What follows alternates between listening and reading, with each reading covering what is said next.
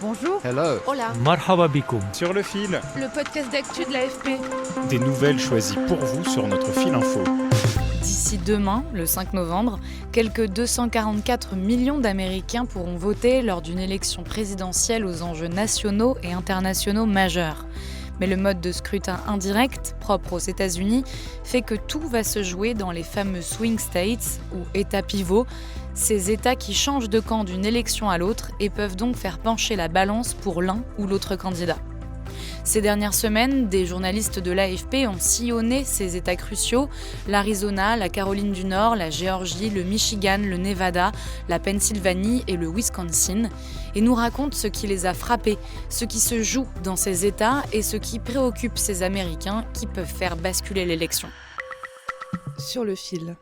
On vous emmène d'abord dans le Michigan, un État frontalier avec le Canada, au bord des Grands Lacs. Ce bastion démocrate, marqué par la désindustrialisation, avait basculé pour Donald Trump en 2016, à la surprise générale, mais Joe Biden l'avait reconquis en 2020. Cette année, c'est encore l'inconnu. Ma collègue Cecilia Sanchez couvre cet État clé en vidéo. Donc c'est un État où il y a eu beaucoup d'industries automobiles, où on a encore les sièges des ce qu'on appelle les Big Three, donc Ford, Chrysler et General Motors, qui a énormément souffert en fait de la désindustrialisation. Je pense que tout le monde a vu les images de Détroit, de ces usines abandonnées. Un autre élément dans le Michigan, c'est qu'il y a aussi une communauté arabe-américaine très importante.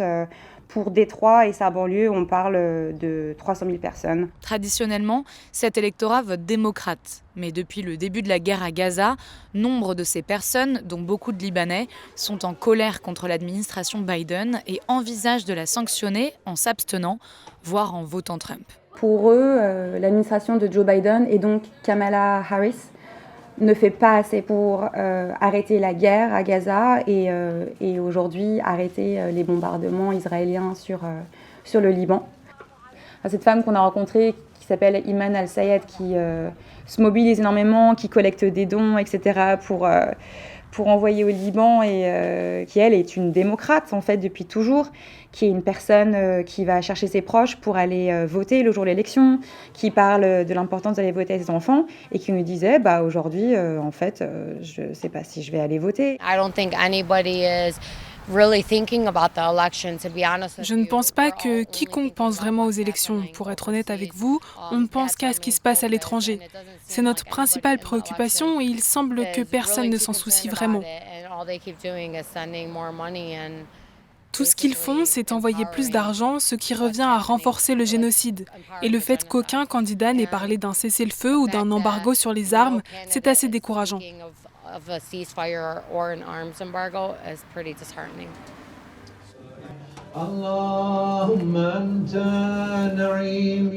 Pour l'imam d'une mosquée à Dearborn, en banlieue de Détroit, l'heure est aussi à la désillusion.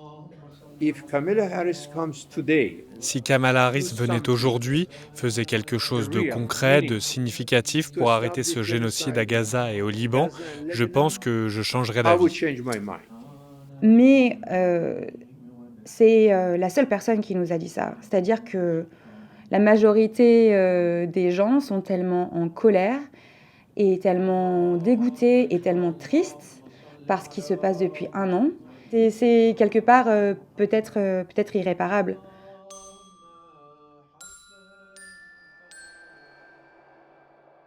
C'est vraiment un des États aux États-Unis qui est ce qu'ils appellent le plus violet. Le rouge, c'est la couleur des républicains et le bleu, c'est la couleur des démocrates. Et donc ici, on dit violet pour dire qu'un État penche entre les deux. Et chaque parti, en fait, est en train d'essayer d'arracher avec les dents chaque vote, en fait.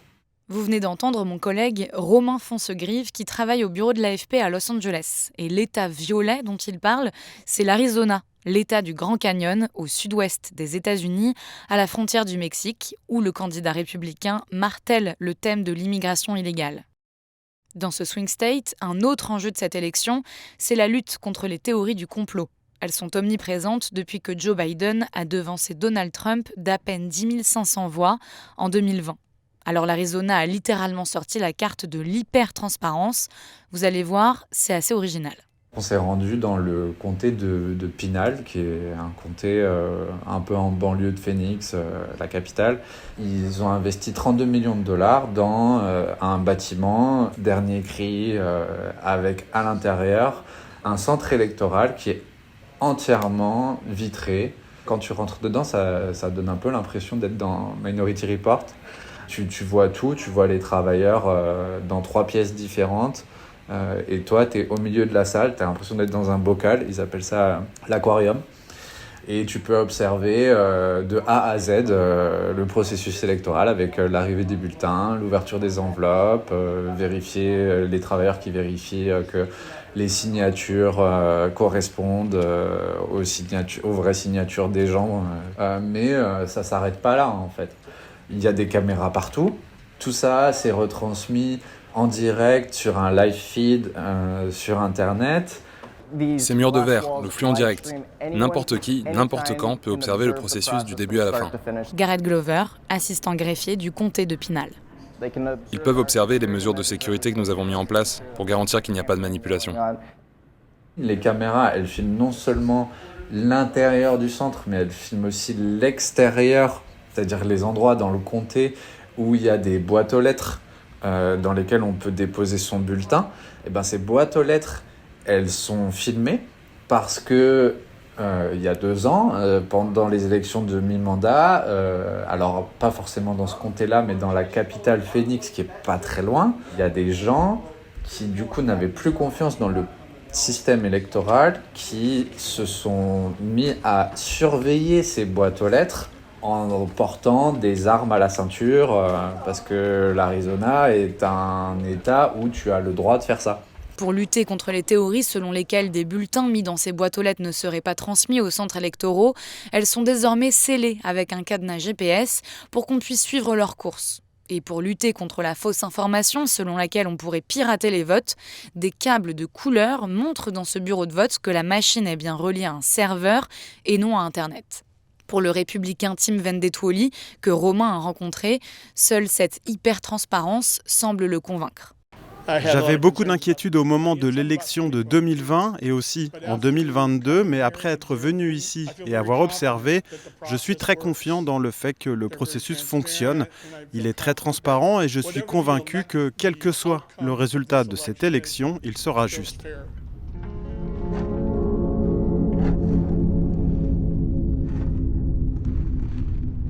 Pour finir notre voyage au cœur des Swing States, je vous propose un dernier stop en Pennsylvanie, à l'ouest de New York.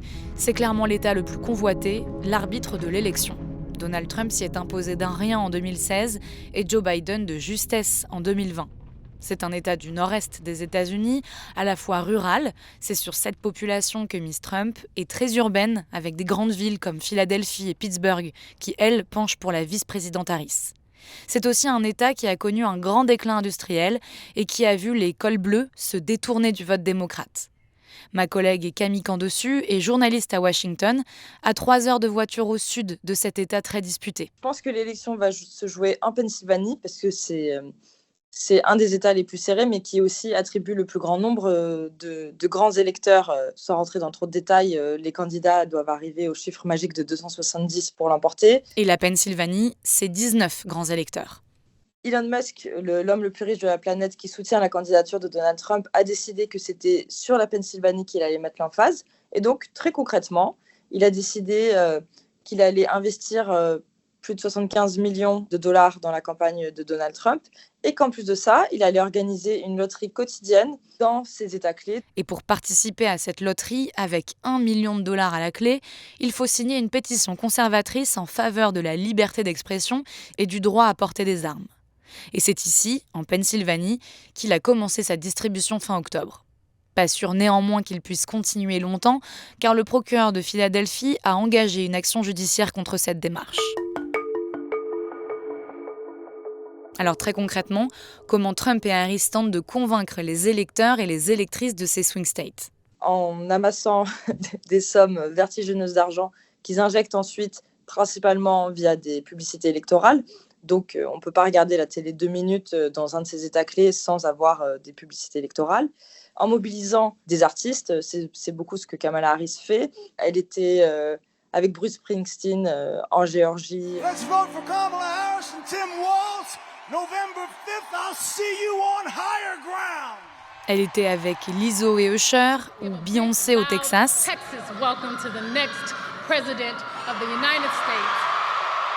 Ou encore Eminem qui a accueilli sur scène Barack Obama en campagne dans le Michigan pour Kamala Harris et qui a mis la foule en liesse en se mettant à rapper. Now notice my palms are sweaty, knees weak, arms are heavy, vomit on my sweater already, mom's spaghetti. I'm nervous, but on the surface I look calm. Donc chacun y va un petit peu de sa stratégie, mais en gros l'idée c'est faire du bruit, avoir quelque chose d'un petit peu star, unique pour rameuter les gens à ces meetings de campagne, s'assurer qu'ils vont aller voter, et ça en martelant leur message quotidiennement avec des publicités électorales. Et tout cela coûte très cher. Selon des chiffres officiels, l'équipe de la démocrate Kamala Harris a dépensé 270 millions de dollars pour financer sa campagne en septembre. L'équipe du républicain en a lui dépensé 78 millions.